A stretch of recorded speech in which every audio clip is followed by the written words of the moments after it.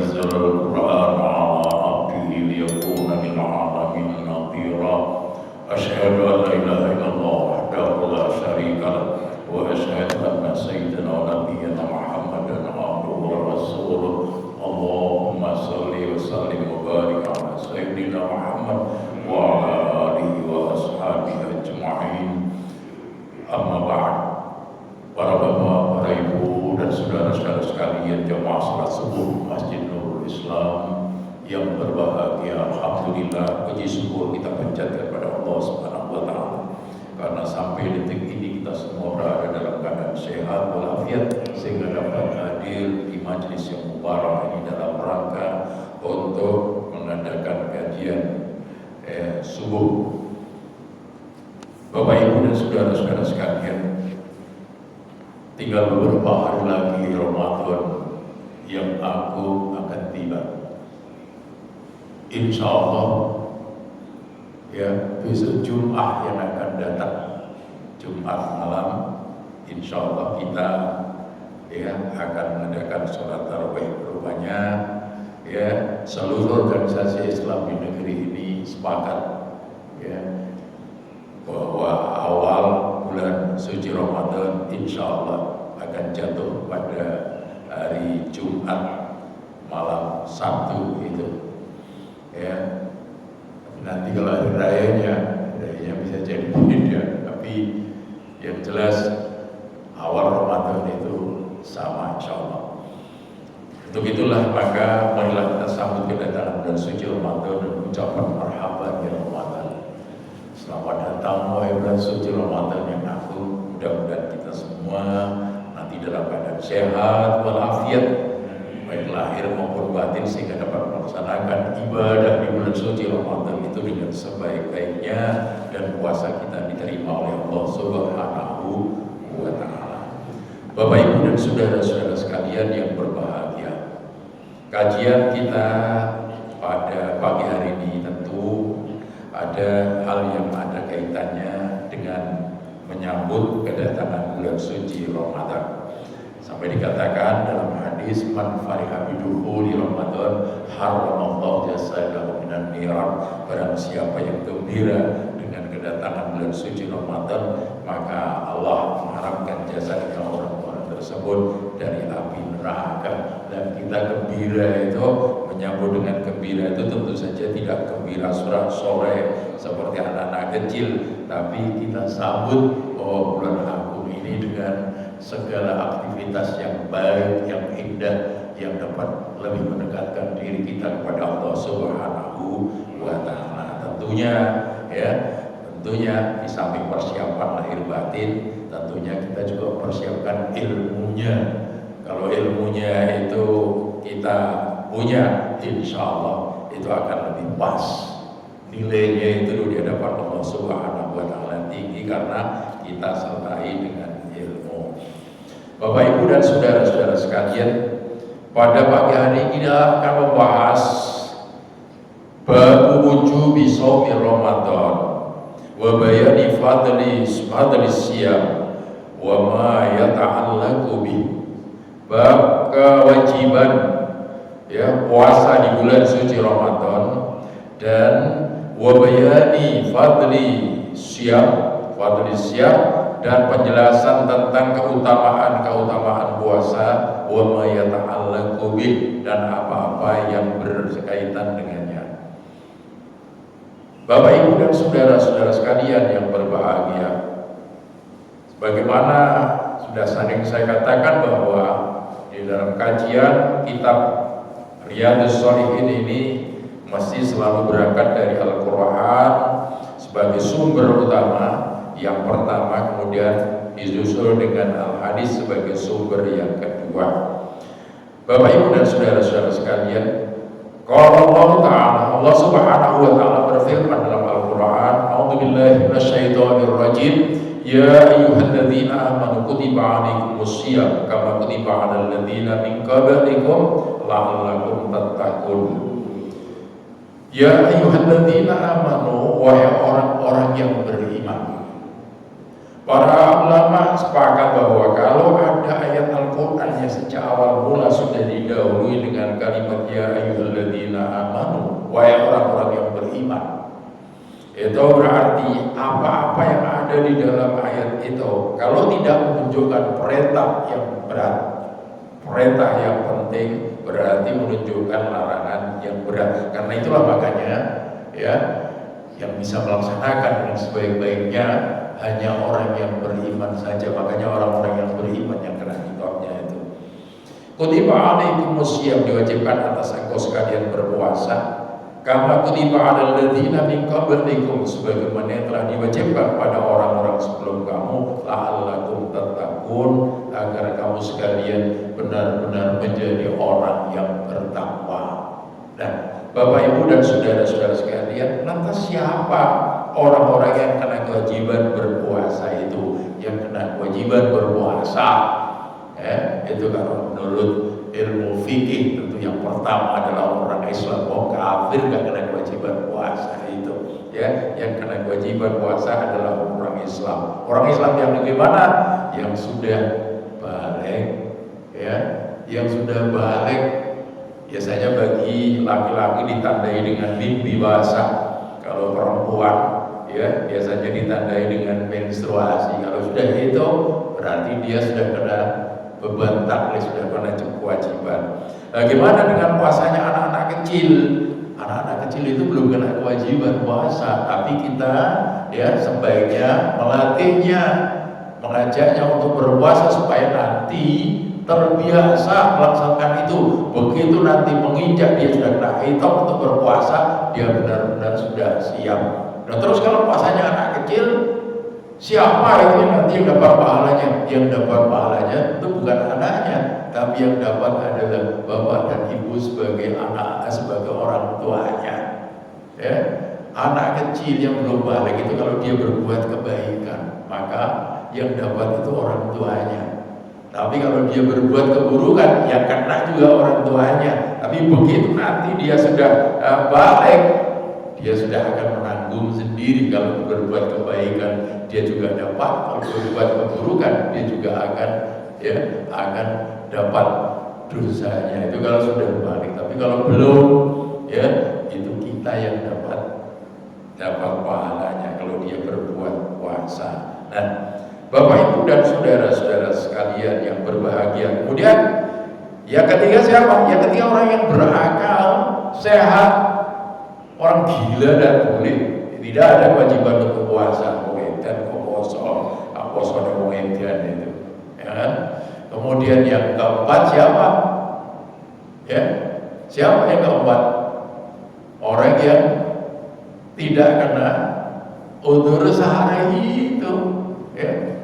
Misalnya kalau dia tidak kena udzur syar'i, ya dia namanya kewajiban puasa. Kalau kena udzur syar'i, ya enggak. Siapa mereka orang-orang yang kena udzur syar'i itu? Mereka adalah orang-orang yang mendapatkan rukhsah, mendapatkan ringanan, mendapatkan dispensasi di dalam bulan suci Ramadan. Dan siapa mereka itu? Mereka itu dikatakan dalam Al-Quran di ayat berikutnya, ya, faman kana minkum maridun aw ala safarin fa iddatun min ayyamin ukhra. Barang siapa di antara kalian yang dalam keadaan sakit atau dalam keadaan bepergian jauh, maka hendaklah dia mengganti. Kalau dia tidak puasa, maka hendaklah dia mengganti puasanya di hari lain setelah Idul Fitri tiba. Dikasih waktu Bapak selama 1 tahun sampai akhir bulan Sya'ban yang akan datang itu. Nah, oleh karena itu makanya bagi orang yang memang mau bepergian jauh, cukup melelahkan, cukup menghauskan, sampai bisa mengadu pada Allah, ya Allah, sebetulnya hamba ini hambamu yang beriman, hamba ingin sekali berpuasa, tapi hamba bepergian jauh yang cukup melelahkan, cukup menghauskan, ya Allah, cukup meletihkan. Oleh karena itu, ya seolah-olah Allah mengatakan, pergilah kamu. Nanti kalau kamu sudah pulang sampai di rumah dengan selamat, itu berapa hari yang kamu tinggalkan, nanti bayar di hari lain setelah Lebaran tiba. Nah, itu kayak begitu. Sampai sakit juga begitu. Sampai sakit misalnya kalau sampean pakai puasa, sakit sampean nggak tambah waras, atau misalnya warasnya lama, ya, atau misalnya sampean tambah parah kalau tambah pakai puasa, ya sudah sampean bisa mengadu pada Allah, ya Allah, hamba ini adalah hamba yang beriman, hamba ingin sekali puasa, tapi hamba sakit ya Allah. Seolah Allah katakan, ya pergilah kamu ke dokter, ya periksakan dulu ke dokter, berobatlah kamu. Nanti kalau kamu sudah sehat walafiat, itu berapa hari yang kamu tinggalkan, maka ya bayarlah di hari lain. Kalau sudah hari raya Idul Fitri tiba. Nah ini kan orang-orang yang kena, yang mendapatkan rukhsah, dapatkan keringanan dari Allah Subhanahu wa Ta'ala, dimanfaatkan itu. Ya, rukhsah itu dispensasi dari Allah Subhanahu wa Ta'ala, itu dimanfaatkan. Ya, jangan nekat kita. Nah. Kemudian yang ketiga siapa? Jadi faman kana minkum maridun aw ala safarin fa iddatun min ayyamin ukhra wa 'alal ladzina yutiqunahu fidyatun ta'amu miskin. Orang yang dapat keringanan lagi adalah wa 'alal ladzina yutiqunahu, adapun orang-orang yang berat di dalam menjalankannya, ya, maka adalah dia puasa, maka adalah ya di dalam Al-Quran. Jadi wa makana minkum maridun aw ala safarin fa iddatun min ayyamin ukhra wa 'alal ladzina yutiqunahu fidyatun ta'amu miskin. Barang siapa yang berat dalam menjalankannya, adalah dia berikan fidyah yang diberikan kepada fakir miskin. Siapa itu? Orang-orang yang berat menjalankannya itu. Yang pertama adalah orang yang sudah dalam keadaan sepuh betul, ya, sudah berat, payah dia. Udah payah betul, sudah sering-sering lupa, dan ada orang seperti itu boleh tidak puasa, ya. Soalnya ada kadang-kadang nekat, sudahlah saya nekat aja saya puasa, saya mati karena puasa, alhamdulillah. Ada yang nekat begitu, ya boleh. Tapi kalau misalnya dia tidak puasa, boleh dengan syarat membayar fidyah. Berapa besarnya fidyah? Ya, saya lihat di berbagai ya kitab-kitab fikih itu ternyata 5,75 gram, 5,75 on, ya, berarti berapa? Hampir 6 on itu tiap hari, hampir 6 on tiap hari. Itu saya lihat di berbagai kitab fikih. Itu kayak begitu, satu mut itu segitu ternyata ukuran itu. Ya.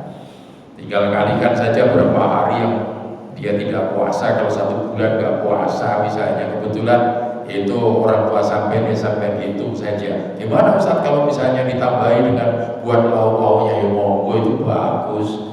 Sampai makan pesto nasi tok kan, biasanya ada lauk-lauknya. Misalnya kalau sampai tambahi lauk-lauknya itu bagus, lebih banyak, ya lebih bagus lagi kalau sampai mau sedekah itu kayak begitu. Jadi itu satu orang yang dalam keadaan sepuh betul, sudah berat dalam jalanannya. Kemudian siapa yang kedua? Siapa?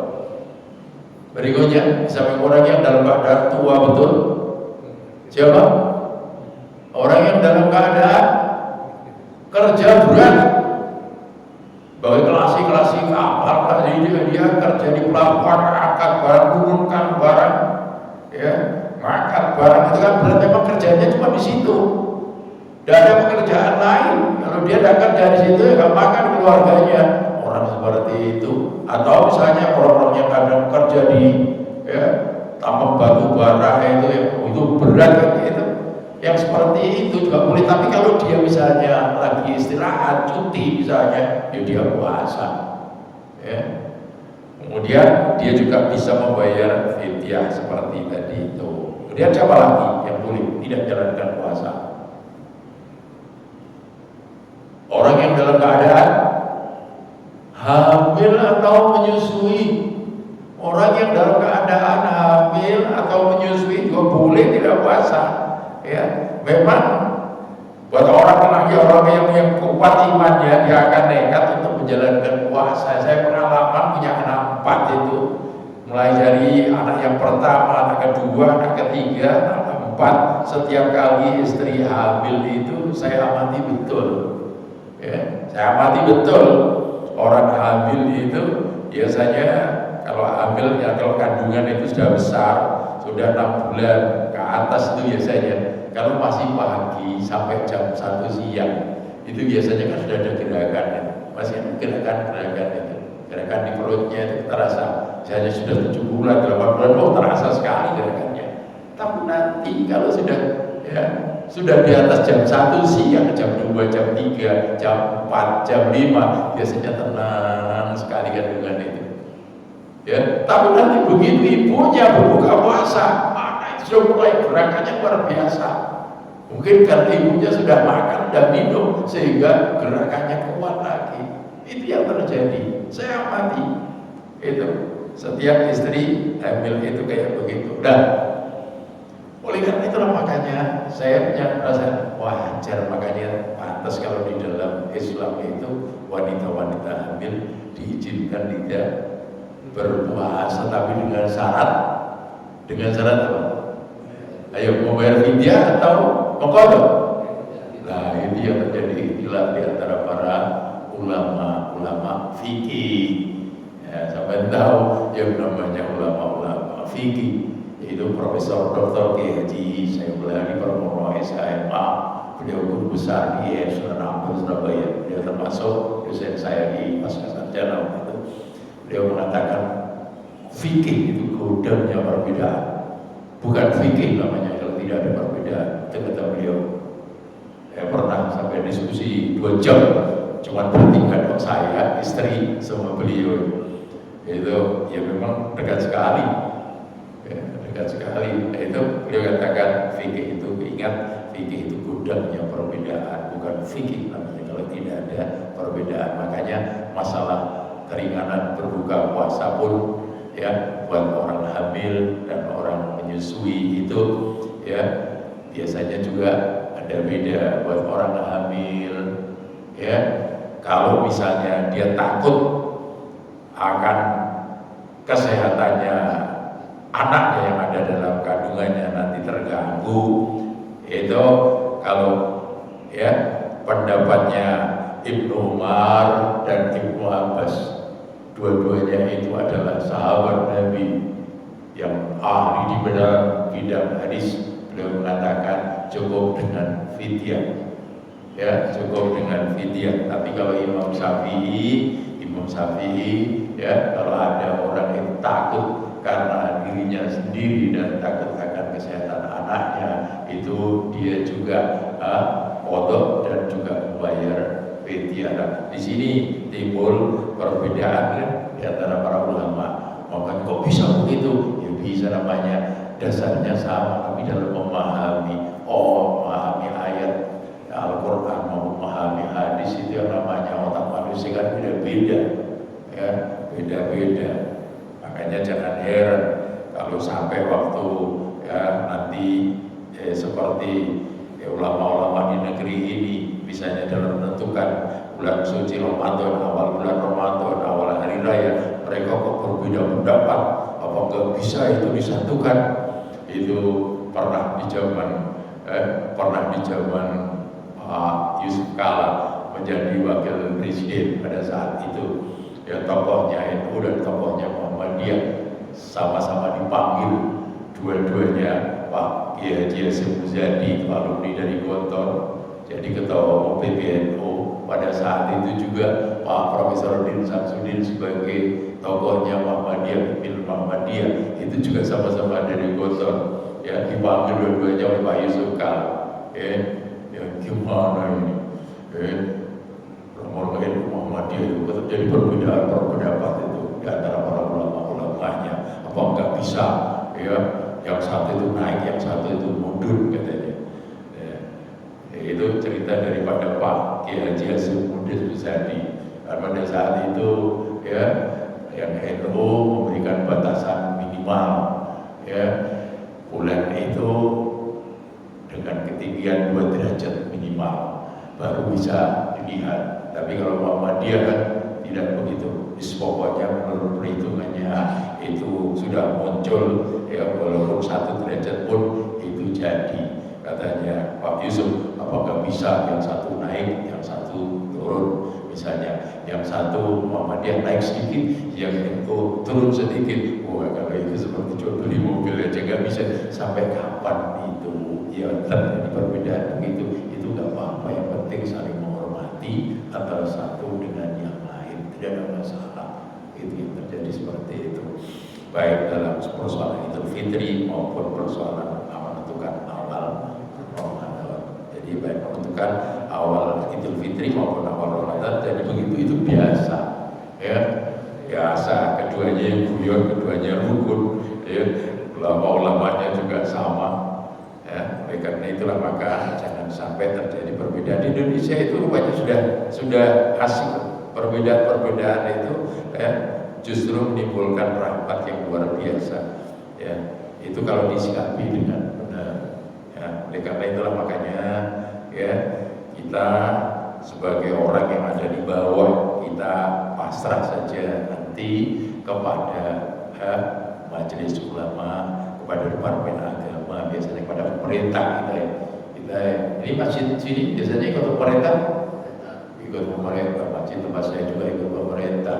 Cuman saya pada saat itu ditanya orang namanya jamaah itu kan macam-macam Ustaz, kok ikut pemerintah kenapa? Saya bilang ya kalau kita ikut pemerintah itu lebih fair. Kenapa begitu?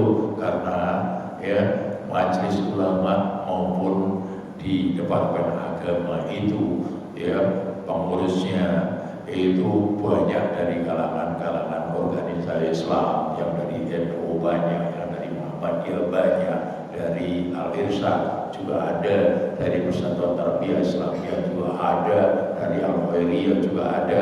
Jadi organisasi-organisasi Islam itu diundang, ya diundang biasanya. Jadi tim hisab dan ru'yahnya masing-masing dari kalangan NU ada, dari kalangan Muhammadiyah ada, dari Al-Irsyad ada, dari Persatuan Tarbiyah Islamiyah ada, dari Al-Khairiyah ada. Ini ditambah dengan tim ahli yang dari Departemen Agama, didukung dengan alat-alat canggih, teleskopnya canggih, sehingga akurat banget. Oleh karena itulah makanya ya itu kalau kita ikut pemerintah itu lebih fair, karena dalam Al-Quran juga ada ayat yang mengatakan ya ayyuhalladzina amanu atiiullaha wa atiiur rasul wa ulil amri minkum. Wahai orang-orang yang beriman, taatlah kamu kepada Allah, taatlah kamu kepada Rasul, wa ulil amri minkum, dan kepada pemerintah yang mengurusi kamu, selagi pemerintah dalam menjalankan kekuasaannya tidak melanggar aturan-aturan Allah dan Rasulnya, kita wajib untuk taat itu. Tapi kalau melanggar, ya kita tidak bisa. Melanggar tadi makhlukin ala maksiatil khaliq di situ. Bapak Ibu dan saudara-saudara sekalian yang berbahagia. Jadi buat orang yang menyusui juga begitu, sama kayak orang-orang yang hamil tadi itu. Jadi ya terjadi dua pendapat juga. Jadi pendapatnya Ibnu Umar dan Ibnu Abbas hanya mengatakan bayar fidyah saja, tapi pendapatnya Imam Syafi'i ya mengatakan ya itu qadha dan membayar fidyah. Jadi nggak ada masalah. Ukurannya semuanya itu adalah iman. Kalau sampai orang beriman ya sampai bisa tanya pada hati nurani, istafid qalbak, tanyakan pada hati nuranimu. Hati nurani itu tidak akan bisa berbohong. Kenapa? Hati nurani adalah wakilnya Allah yang ada dalam diri manusia. Makanya yang namanya hati nurani itu kayak begitu. Bapak Ibu dan saudara-saudara sekalian yang berbahagia. Kemudian lanjut, Syahrul Ramadan alladzi unzila fihil Qur'an. Ini bicara masalah keutamaan bulan suci Ramadan. Bulan Ramadan adalah bulan di mana di dalamnya diturunkan awal atau permulaan daripada Al-Qur'anil yaitu Quran surat Al-Alaq ayat 1 sampai dengan 5 itu diturunkan di bulan suci Ramadan. Kemudian Quran turun secara berangsur-angsur selama 22 tahun, 2 bulan dan 22 hari. Itu jadi Quran turun secara berangsur-angsur. Dan satu hal yang perlu diingat bahwa yang namanya malaikat Jibril, ya, saya temukan di dalam hadis itu, dalam hadis di sini, dalam kitab ini, bahwa malaikat Jibril itu ketika Rasulullah masih hidup, ya, setiap malam bulan suci Ramadan itu selalu datangnya bagi kanjeng Nabi untuk apa? Untuk tadarusan bersama, ya, bersama dengan kanjeng Nabi. Masya Allah. Itulah makanya yang namanya Ramadan dengan Quran itu tidak bisa dipisah-pisahkan. Dan mau sampai yang namanya Imam Malik itu kan sebagai pakar hukum, pakar fikih, ya, dan pakar hadis. Imam Malik itu. Tapi apa yang dilakukan Imam Malik itu dengan para murid-muridnya itu kalau sudah bulan suci Ramadan yang biasanya beliau mengkaji kitab-kitab hadis, kitab fikih itu khusus di bulan suci Ramadan, kajian itu terpusat pada Al-Quran dan membaca Al-Quran, baca Al-Quran, kemudian mengkaji Al-Quran, mengamalkan Al-Quran khusus memang di bulan suci Ramadan. Makanya Ramadan dengan syahr disebut dengan Syahrul Quran. Makanya Masya Allah luar biasa di situ. Jadi kenapa bulan suci Ramadan itu agung, kenapa dimuliakan? Karena di bulan suci Ramadan itu awal diturunkannya Al-Quran kepada baginda Rasulullah Muhammad SAW, ya. Dan itu satu. Yang kedua, kenapa? Di mana letak keagungan daripada bulan suci Ramadan? Karena di bulan suci Ramadan terdapat satu malam yang nilainya lebih baik daripada 1000 bulan. Apa itu? Malam Lailatul Qadar. Itu ada dalam Quran surat Al-Qadar ayat 1 sampai selesai. Masya Allah itu. Kemudian yang ketiga apa? Termasuk keagungan daripada bulan suci Ramadan. Yang ketiga, karena di bulan suci Ramadan setiap amal ibadah yang dilakukan oleh kita manusia itu pahalanya berkisar berlipat ganda antara 10 sampai 700 kali lipat. Bahkan khusus puasa itu lain, lebih daripada itu, ya, lebih daripada itu. Makanya di sini dikatakan keterangannya di dalam hadis bisa kita temukan. Itu Masya Allah ini. Dalam hadis yang pertama, wa Abi Hurairah radhiyallahu anhu, dari Abi Hurairah radhiyallahu anhu, ia berkata, qala Rasulullah sallallahu alaihi wasallam, Rasulullah bersabda, qala Allah azza wa jalla. Nah, ini hadis qudsi, enggak main-main. Allah Subhanahu wa taala berfirman, kullu amali bani Adam lahu. Setiap amal anak cucu Adam itu adalah untuknya, illa siyam, kecuali puasa. Fa innahu li wa ana ajzibi. Puasa itu adalah khusus untukku dan aku sendiri yang akan membalasnya. Lu coba, istimewa banget kan? Puasa itu adalah untukku dan aku sendiri yang akan membalasnya. Makanya nilai sampean nanti dalam bulan suci Ramadan, nilai puasa sampean itu seperti apa? Apakah sampean dapat nilai 10 atau nilai 9, apa nilai 8, apa 7, apa 6, apa 5, apa 4, apa 3, apa 2, apa 1, atau enggak ada sama sekali? Allah yang akan menilainya. Oleh karena itulah makanya kita harus berusaha semaksimal mungkin untuk mengisi bulan suci Ramadan yang agung itu dengan amalan-amalan yang baik dan indah, ya, mengikuti sunnah daripada baginda Rasulullah Muhammad sallallahu alaihi wasallam. Wasiyamu junnatun, puasa itu adalah benteng. Puasa itu memang benteng, Pak, perisai. benteng dari diri kita untuk tidak berbuat keburukan. Ya, bentengnya luar biasa. Coba kalau sampai misalnya puasa, sampai mau berbuat keburukan-keburukan yang biasanya ditimbulkan oleh nafsu kita, ya, itu kan karena kita mesti ingat puasa akhirnya apa? Akhirnya bisa ditahan, mau maksiat, ya, lihat ada nih HP, maksiat, nih dulu gambar-gambar sih gak gendang, sampai poso, urung karena apa? Ingat ini bulan suci Ramadan yang agung, hebat kalau saya melakukan ini. Karena apa? Itu bisa menghapus pahala di bulan suci Ramadan.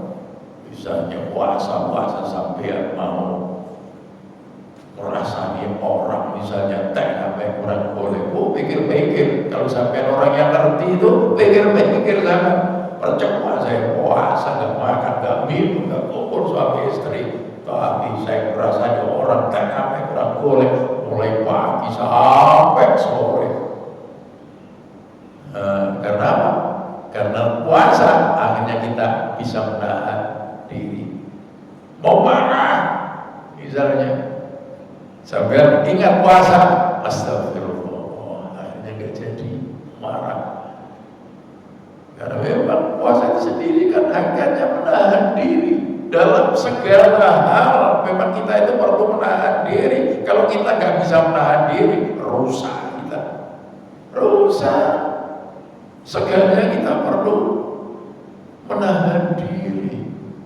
Ayo coba sampean misalnya, walaupun sampean kemari Paulo Cinawi, sampean itu bau singgung dari kolong merah misalnya, begitu akeh, ya, rumahnya megah, mobilnya mewah, segala fasilitas ada misalnya. Tapi sampean kayak bisa menahan diri, bentino mengane enak, terus nek kaya nak gak gelem. Pokok bentino, esok sarapane wis rawon. Nanti siang sarapan sate sama kulit, nanti malam sarapan kekil. Kenapa? Hobinya itu memang besok ganti pagi-pagi pecel, ikannya apa? Otak sapi, siang otak kambing, malam nanti cari makanan-makanan yang lain yang enak-enak. Makannya cuma enak dong, ya nggak bisa menahan diri. Akhirnya apa? Seteru sampai. Itu ada kasus itu. Pas rapat rapat, begitu rapat itu belum selesai, dia ketua RW, rapat itu belum selesai, kemudian dia masuk rumah, masuk kamar sebentar, ternyata seteru. Akhirnya setelah meninggal istrinya bilang, karena dalam hidupnya hobinya makan kotaknya sapi, kotak anti, loh, jadi elah dong, hati-hati. Dan makanya apa-apa itu kita perlu menahan diri, ya, demi kemaslahatan diri kita sendiri, untuk dunia kita, untuk akhirat kita, untuk masa depan anak-anak kita dan sebagainya. Perlu menahan diri. Sampai kepengen lu mau ke haji aja, dan sampai gak bisa menahan diri juga berangkat. Iya nek duitnya wakil. Nah kalau misalnya gajinya ya sekedar cukup saja, misalnya sambil biaya anak sekolah, biaya anak di pondok, kemudian kepengen naik haji, kan tiap ada rezeki ditabung, sehingga nanti kebutuhan yang lain itu bisa ditekan, supaya apa? Ya supaya segera bisa berangkat untuk haji. Kalau sampai kayak sonahan, kayak makan, kayak pakaian, kayak rekreasi, kapan berangkat hajinya? Kalau begitu, kita itu harus ada azam, ada tekad yang kuat supaya kita bisa menggapai satu cita-cita yang luhur itu, yaitu dengan menahan diri. Itu pengalaman saya dulu, Pak. Saya dengan anak 4, anak-anak pada di pondok, yang laki-laki 2 di kantor sana, yang perempuan pertama, perempuan yang ketiga itu perempuan pertama di pondoknya ya Asep di MBI di Pacet, ya, yang terakhir itu masih di SD.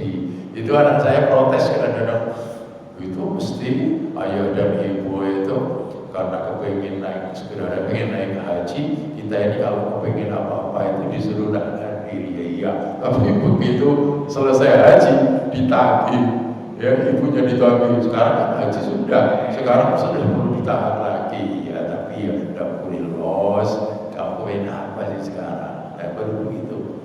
Nah, Bapak Ibu dan saudara-saudara sekalian yang berbahagia, kita lanjutkan sekarang. Fa'idha kana yawmu shawmin ahadikum fala yarfus wala yaskhab. Apabila salah seorang di antara kamu sedang menjalankan ibadah puasa, maka jangan suka ngomong jorok. Yarfus, jangan suka ngomong jorok. Wala yafsuk wala yaskhab, dan jangan bertengkar. Apa ada? Poso-poso tukaran. Ada enggak? Poso-poso tukaran. Suami istri lagi. Suami istri lagi. Ada enggak? Ada. Biasanya karena kebutuhan hari raya itu banyak, ya. Kadang-kadang istri nuntut yang macam-macam, ya. Suami pikirannya butuh akhirnya tukaran, sehingga menjelang hari raya tukaran rapi, ya. Ada. Oleh karena itulah makanya di bulan suci Ramadan yang agung, di saat kita menjalankan ibadah puasa, kita jangan ngomong jorok, jangan bertengkar, ya, supaya nanti apa hasilnya kelihatan setelah Ramadan. Kita ini jadi orang yang sabar, jadi orang yang akhlaknya bagus, tidak suka ngomong yang jelek-jelek, tidak jorok. Ini loh, sampai tahu haji ning diri saka wedaling lati, haji ning rogo saka busana. Itu kan pepatah bahasa Jawa ya. Ya kan? Haji ning diri itu saka wedaling lati, ya. Diri itu akan, ya, dihargai orang itu karena lisannya bisa terjaga dengan baik, omongannya baik, sopan, ya, sehingga dia dihargai orang. Coba kalau ngomong miso, pegawai ngomong ngomong itu besok, sehingga setiap hari banyak ngomong ini sing metu, romi ngomong besok itu, kadang-kadang ngecek fase oleh besok itu, itu kayak begitu.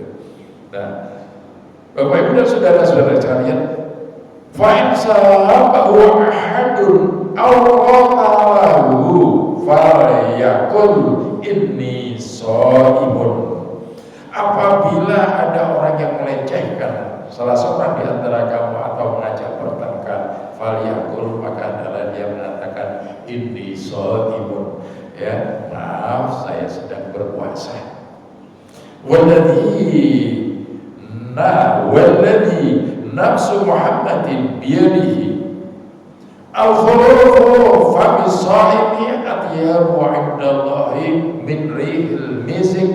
Demi Allah yang jiwa Muhammad berada dalam genggamannya, bau mulutnya orang-orang yang berpuasa itu lebih harum daripada di sisi Allah, daripada minyak kasturi. Sampai tahu minyak kasturi itu kan harum, ya, harum kan. Apalagi kalau sampai beli di Mekah Madinah, minyak kasturi ini biasanya yang asli, harum sekali. Tapi Allah katakan bahwa di situ, ya, dikatakan dalam hadis ini bahwa bau mulutnya orang, bau busuknya orang yang berpuasa, bau busuk mulutnya orang yang berpuasa itu di sisi Allah lebih harum daripada baunya minyak kasturi. Masya Allah. Oleh karena itu, bagaimana kalau misalnya sikatan, Ustaz? Kita ini kan biasanya habis sahur, usahakan kalau sampai sahur, akhirkan sahur, tasaharu fa inna fis sahuri barakah. Sahurlah kamu karena di dalam sahur itu ada barokahnya.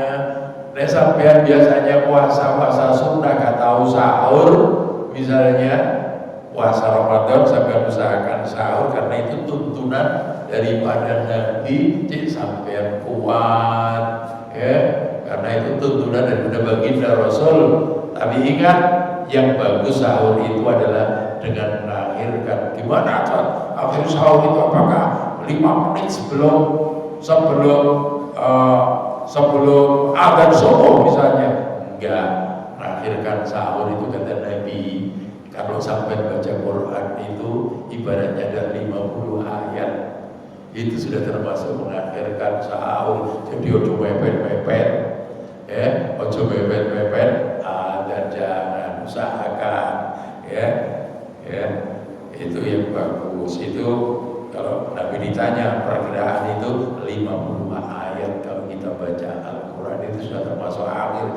Kalau dulu di desa-desa, saya ingat zaman bapak saya itu di zaman Belanda, zaman Jepang itu kalau sahur itu biasanya jam berapa? Jam 11 malam itu sahur, habis itu langsung tidur, bangun atau subuh sampai sahur kok jam 11. Iyo sahur jam 11 langsung turu subuh tangi. Nah opo apa kata ke Surabaya, saya bawa istri ke sana, ada ke Surabaya sahur sampai subuh, sarapan itu. Masya Allah, jadi sarapan dulu. Masya Allah.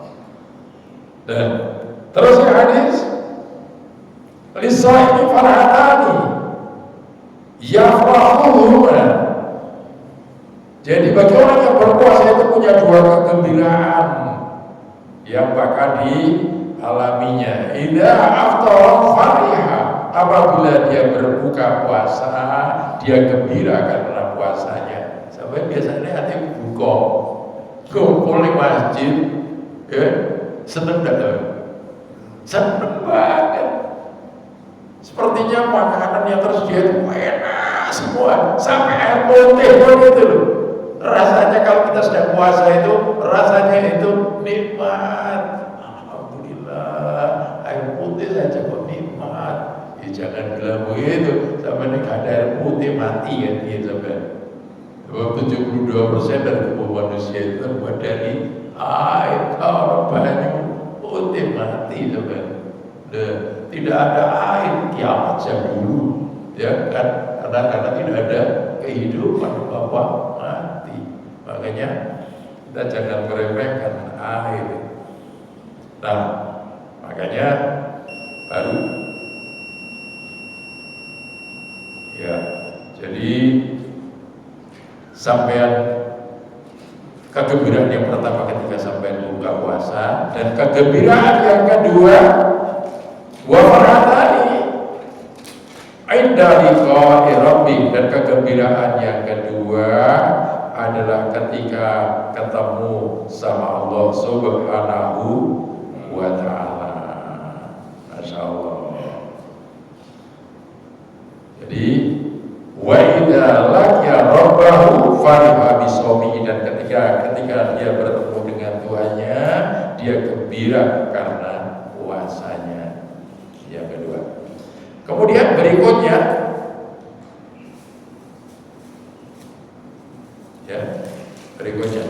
bisa tak boleh hadisnya. Nah, wa anna Rasulullah sallallahu alaihi wasallam, dari Abi Hurairah juga. Abi Hurairah dari Nabi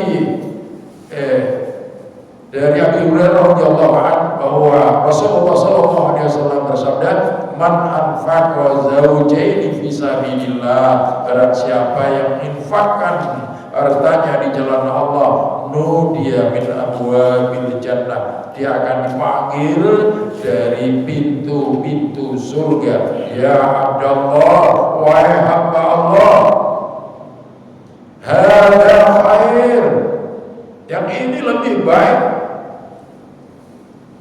Faman kana min ahli sholat, barang siapa yang termasuk ahli sholat, du'ya min babis sholat, dia akan dipanggil dari pintu sholat. Wa man kana min ahli jihad, dan barang siapa yang termasuk ahli jihad, ahli perjuangan, dia du'ya min babil jihad, dia akan dipanggil nanti di akhirat dari pintu jihad. Wa man kana min ahli siyam, dan siapa yang termasuk ahli puasa, puasa Ramadan, puasa sunnah, misalnya 6 hari bulan Syawal, puasa yang lain seperti puasa hari Asyura, puasa misalnya hari Arafah dan lain sebagainya, karena puasa Yaumul Bid tanggal 13, 14, 15 yang bulan Qamariyah, atau masuk orang-orang yang ahli puasa, nanti dia akan dipanggil dari pintu puasa. Dunia min babil rayyan, dipanggil dari pintu puasa yang namanya rayyan. Wa man kana min ahli shadaqah, dan siapa yang termasuk ahli shadaqah, ya, dunia min babil shadaqah, dia juga akan dipanggil dari pintu shadaqah. Masya Allah, sampai termasuk wong sing ahli shadaqah, sampai akan dipanggil dari pintu shadaqah. Nah, ini kesempatan yang baik. Nanti di bulan suci Ramadan biasanya kita akan menyediakan takjil untuk buka puasa buat orang-orang ahli shadaqah, ini istimewa. Qala Abu Bakar radhiyallahu anhu, ya, berkata Abu Bakar radhiyallahu anhu, bi abi anta wa ummi ya Rasulullah, ya, demi ayah dan ibuku, ya, untuk wahai Rasulullah, ma'ala maduya min tilkal abwabil min darurah, ya, jadi tidak ada panggilan-panggilan itu yang merugikan kita.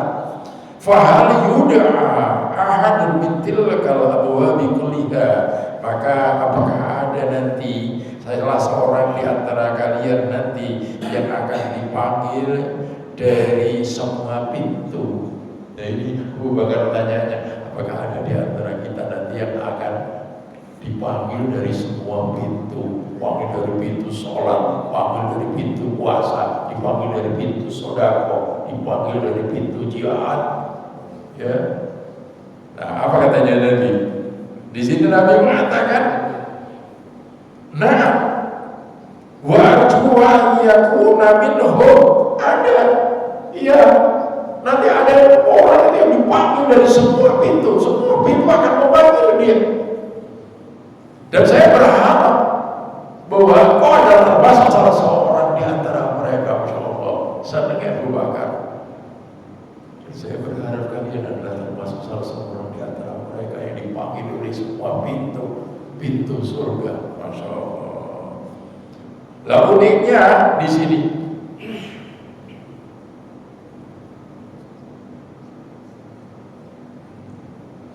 ini hadis muttafaqun alaih. Hadis ini disepakati oleh dua ulama hadis, yaitu Imam Bukhari dan Imam Muslim. Nah, Bapak Ibu dan saudara-saudara sekalian yang berbahagia, jadi inilah persiapan daripada Ramadan nanti supaya punya nilai tinggi ibadah kita di hadapan Allah Subhanahu wa taala. Memang harus kita persiapkan betul. Tinggal beberapa hari yang namanya fisik kita ini dipersiapkan, ya, betul-betul. Awake kae layus cepet-cepet ke dokter lah, ya, cepat-cepat ke dokter, minta nasihatnya bagaimana supaya nanti kita benar-benar bisa sehat, jasmaninya sehat, rohaninya juga sehat, sehingga pas puasa itu benar-benar kita merasakan nikmat yang luar biasa dan puasa kita punya nilai tinggi di hadapan Allah Subhanahu wa taala. Barangkali ada pertanyaan, monggo kuliah. Monggo Bapak Ibu.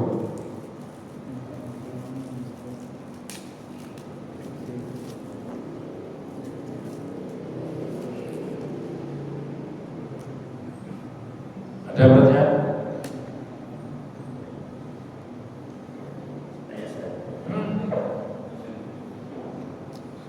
Enggak.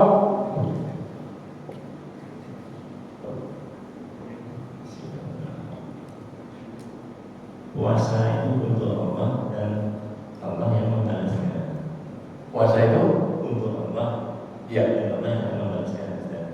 Jadi Allah sangat menghormati orang yang berpuasa. Tapi apakah masih boleh orang puasa masih minta kehormatan ke orang lain? Kadang-kadang ada kelompok yang juga masih mencari orang lain untuk menghormati orang puasa. Jadi dengan kata lain, puasa itu Allah. Kenapa kita masih minta ke orang lain?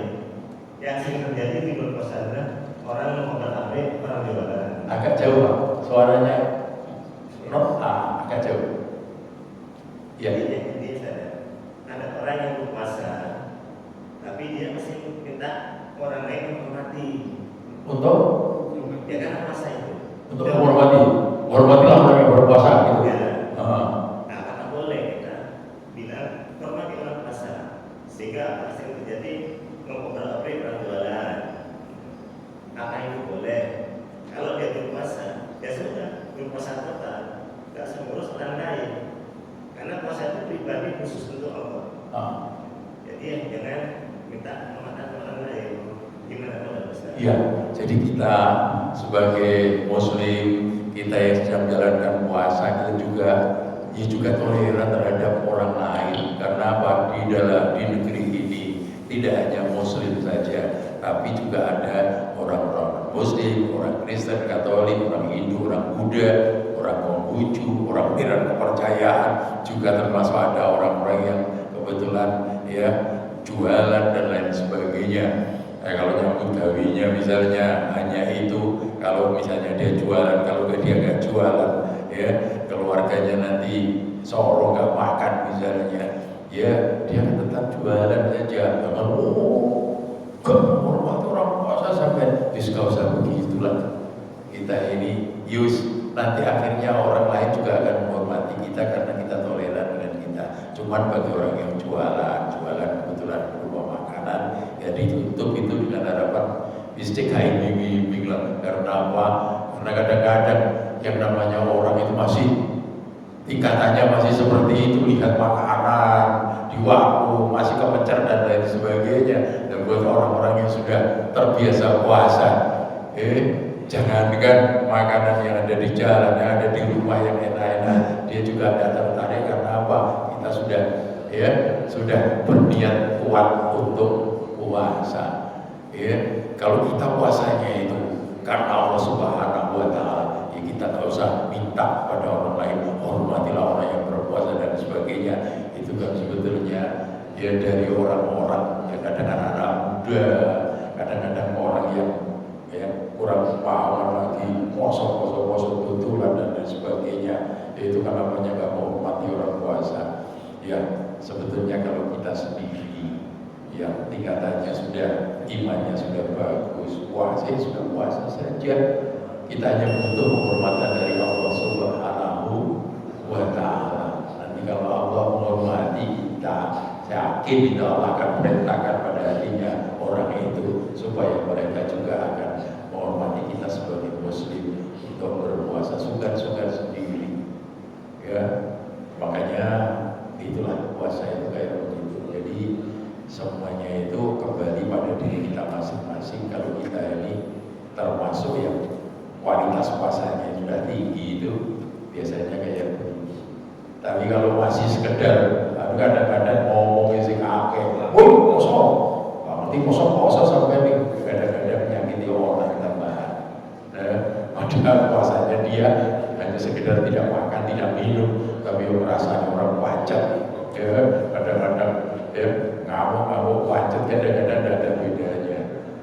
Dengan itulah makanya seperti apa yang Bapak tanyakan tadi itu biasanya buat orang-orang yang memang tingkatannya sudah tinggi, kayak orang sholat itu.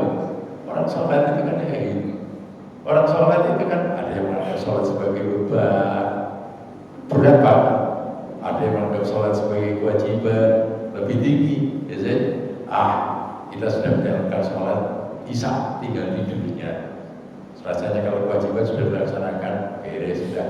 Nah, tingkatan yang paling tinggi itu kan kalau menganggap sholat sebagai amanah, dari Allah, sebagai anugerah dari Allah Subhanahu wa Ta'ala. Orang sudah tingkatannya kayak begitu itu kan ya memang lain. Ya, ada lagi? Monggo. Ya.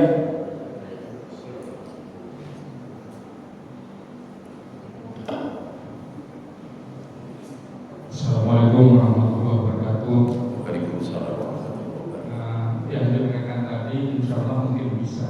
Tapi satu yang menjadi tantangan yaitu keberadaan HP. Ya. Ya. Kita kan sepertinya HP itu bangun tidur HP, segala macam HP ya. Kita belum lihat isinya. Pikiran udah ke arah HP. Kalau misalnya tidak ada HP, mungkin kita nggak keluar di rumah aja ngaji dan sebagainya. Udah mungkin disampaikan ini waktunya sholat ke masjid. Sekarang HP itu kan ngangkat. Belum isinya apalagi kalau nggak puasa, udah kayak gitu apalagi puasa. Nah, berarti kita tantangan yang paling besar berarti kan ya puasa HP. Nah ini godaan yang paling besar dan tantangan besar. Nah, barangkali apa harus begitu? Nah mungkin ada tiap-tiap yang lain HP itu disaran atau dimatikan aja sekalian HP-nya selama ya. Karena begitu kita membuka HP pasti kan macam-macam. Terus ini secara nggak langsung ya ini kan berarti mengurangi makna daripada itu. Ya. Nah barangkali mungkin ada kisah yang lain Terima kasih. Assalamualaikum warahmatullahi wabarakatuh. Ya, baik. Masalah HP ini kan ya produknya kemajuan sains dan teknologi. Dengan kemajuan sains dan teknologi akhirnya lahir HP, lahir laptop dan sebagainya itu. Ya memang dengan kemajuan sains dan teknologi itu membuat hidup kita itu menjadi mudah kan. Ya, dengan seni membuat hidup kita jadi indah, tapi dengan agama membuat hidup kita itu menjadi terang. Jadi agama itu menunjukkan bahwa hidup itu yang kamu cari nil. Sa'adah fidar ini kebahagiaan di dua tempat, lahir batin dunia akhirat. Dan HP itu sebetulnya HP, laptop apa itu kan netral saja, tergantung siapa yang punya. Tergantung siapa yang punya. Ya, kalau yang punya itu misalnya seorang yang memang imannya itu kuat, dia ya tidak akan dicekoki dengan HP itu. Karena apa? Dia bisa mengendalikan HP itu sendiri. Ya, bisa mengendalikan HP itu sendiri. Saya merasakan HP ini sebetulnya ya setan konak. Ya, karena apa? Maksiat yang ada dalam HP ini luar biasa. Begitu kita buka yang namanya situs-situs porno itu luar biasa. Nah, itu kalau kita misalnya imannya agak kuat, jahat kita. Padahal itu semua itu menghilangkan keberkahan umur, menghilangkan keberkahan daripada ilmu, menghilangkan keberkahan amal, menghilangkan keberkahan rumah tangga. Itu termasuk penghalang terkabulnya doa. Makanya hati-hati. Saya berusaha kalau tidak penting betul itu tidak pakai HP. Sampai di kampus pun begitu. Di kampus begitu ya kita seperlunya saja. Kalau nggak penting betul kita nggak pegang HP. Apalagi kalau bulan suci Ramadan mau tambah-tambah, ya, tambah-tambah. Dan suci Ramadan, tapi misalnya sampai buka untuk pengajian misalnya dari ulama siapa, dari siapa misalnya, bagus. Ya, kajian-kajian tentang keislaman bagus kita lihat misalnya. Tapi kalau lihat yang berbau maksiat, jangan coba-coba. Itulah yang dikatakan kamin soimin lesalah min syami ilal juwala atas. Berapa banyak orang puasa tapi tidak dapat apa-apa dari puasanya kecuali lapar dan dahaga. Kenapa? Karena hal-hal yang bisa menghilangkan pahala ibadah puasa tetap saja dijalankan. Termasuk salah satunya ya maksiat tadi itu. Itu sampai nanti akan merasakan. Sampai kalau sudah maksiat sampai pakai sholat, iso khusyuk, iso. Gak iso, ayo, pengen tahu sih. Tambah dia misalnya, Di situ ada situs yang gak kena sampai lihat. Habis itu sampai sholat. Berapa hari sampai sholat gak bisa khusyuk?